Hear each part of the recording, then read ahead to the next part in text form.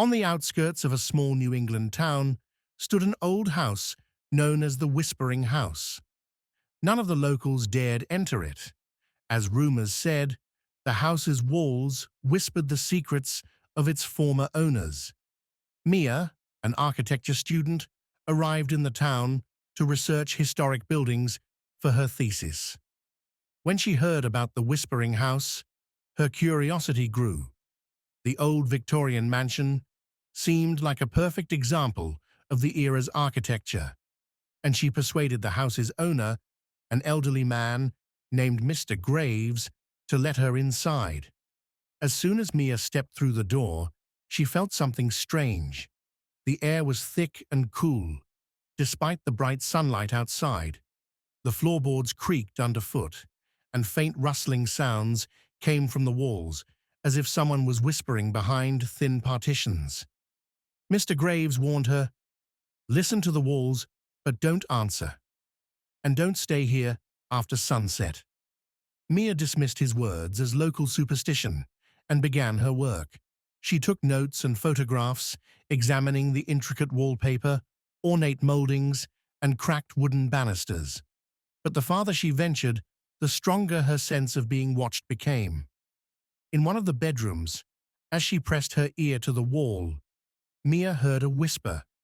At first, it was indistinct, like the sound of wind, but then the words became clear. "Help us. They know." Mia flinched, but chalked it up to exhaustion. She carried on, trying to ignore the strange occurrences. But as evening approached, the whispers grew louder, overlapping each other. The walls seemed to argue among themselves. "You must leave," one voice said distinctly, freezing her in place. Mia decided it was time to go, but on her way downstairs, she noticed a slightly ajar door leading to the basement. She felt an overwhelming urge to investigate. Descending into the basement, she found an old stone wall etched with dozens of names. The floor held a broken clock, covered in layers of dust, clearly untouched for decades.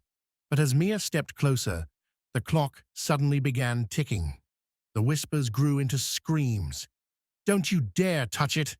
The basement door slammed shut, and her flashlight flickered. Shadows began to move along the walls, as if they had come to life.